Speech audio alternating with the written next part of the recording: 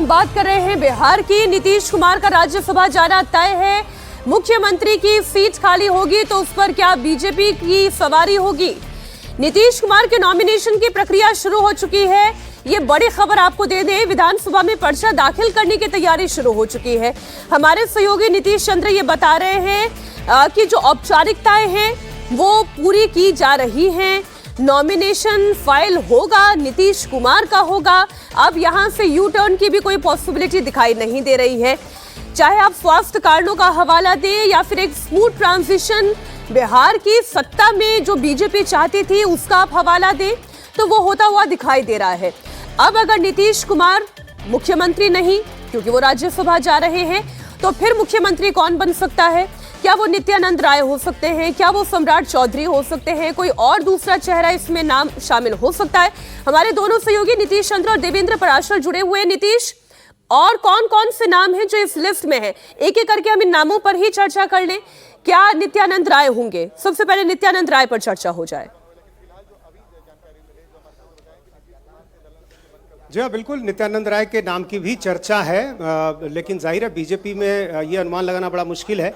लेकिन हाँ, नित्यानंद राय जिस तरह से बिहार की राजनीति के बाद केंद्र की राजनीति में सक्रिय रहे, अमित शाह के करीबी हैं, उसको देखते हुए उनके नाम की चर्चा जरूर है। लेकिन जातीय समीकरणों के लिहाज से यदि आप देखें तो यादव समुदाय से आते हैं।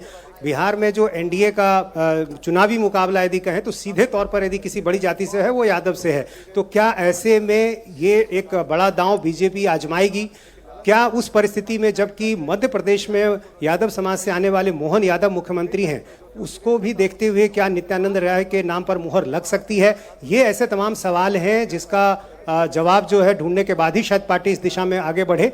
लेकिन निश्चित रूप से चूंकि एक बड़ा चेहरा बिहार से है, और एक प्रयोग ये भी हो सकता है कि चूंकि यादव समाज में सेंधमारी की कोशिश के नजरिए से इसे देखा जाए तो उस दिशा में भी ये संभव है। लेकिन इससे पहले जो प्रयोग किए गए हैं बिहार में यादव समाज के नेताओं से उनको जोड़ने की, उसमें बहुत ज्यादा सफलता नहीं मिली है। और अभी विधानसभा चुनाव में आप देखें तो यादव समाज के कई नेताओं का टिकट काटा गया जो काफी दिनों से राजनीति में सक्रिय थे।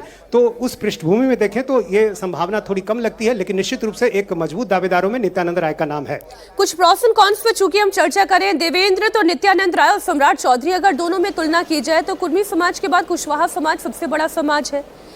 सम्राट चौधरी ऑलरेडी डिप्टी सीएम है, उन्हें एलिवेट करके सीएम बनाया जा सकता है। लेकिन अगर इन दो नामों पर ही हम चर्चा करें और प्रॉस एंड कॉन बात करें तो नित्यानंद राय या सम्राट चौधरी? देखिए, नरेंद्र मोदी के दौर की बीजेपी में कोई बात गेस करना समझ सकते हैं कितना खतरनाक होता है। वो 1 घंटे पहले तक वो लोग नहीं बताते। एक तो गोपनीयता बरती जाती है, दूसरी चीज़ की जिस प्रकार की राजनीतिक समझ और तर्क बुद्धि विवेक के आधार पे आप आकलन करें और वो लोग जैसा सोचते हैं, जैसा आकलन करते हैं, जो नतीजे आते हैं, उसमें ज़्यादातर मौक़ों पे बहुत बड़ा फ़र्क रहता है। ऐसा नहीं है कि उनके सारे फैसले सही साबित हो जाते हैं, लेकिन वो लोग अपने हिसाब से फैसले लेते हैं और उन फैसलों को बाद में बताया जाता है कि इसके पीछे वजह क्या है। तो उस खतरे को रेखांकित करते हुए मैं जैसे ये कहूँ कि अगर जो नाम हैं उसमें सम्राट चौधरी के डिप्टी सीएम बनाने को लेकर और जिस प्रकार से बिहार बीजेपी के हर फैसले में उनका सिर रखा गया, पहले प्रदेश अध्यक्ष भी बनाया गया था, तो उस लिहाज से समझा जा सकता है कि पार्टी ने उनका कद इतना बड़ा किया जबकि वो दूसरी पार्टी से आए हुए थे। तो उसके पीछे वजह सिर्फ ये थी कि कल को नीतीश कुमार के बाद जब चेंज ऑफ गार्ड करने की नौबत आएगी और बीजेपी के पक्ष में फैसला आएगा तो इस चेहरे को वो आगे रखेगी। तो अभी तक तो मकसद यही रहा है कि सम्राट चौधरी को आगे किया गया,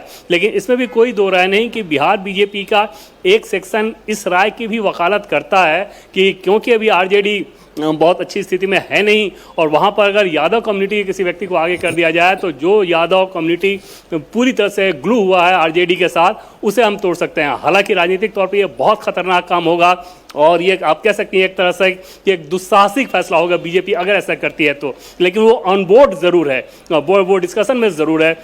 एक तीसरा नाम ये भी आता है कि क्या किसी वाल्मीकि समाज के व्यक्ति को आगे करना चाहिए। तो ये सारे अलग अलग सेक्शन में जो चर्चाएं हैं उस लेवल से हैं जिनको फैसला करना है। वहाँ से कोई भी इंडिकेशन किसी नेता को भी नहीं है। जर्नलिस्ट की तो बात ही छोड़ दीजिए, जितने भी बड़े नेताओं को टटोलिए, वो लोग भी हम ही लोगों से पूछ रहे हैं कि आखिर क्या हो सकता है, कौन बन सकता है। उससे आप अंदाजा लगा सकते हैं कि अभी स्थिति कैसी है।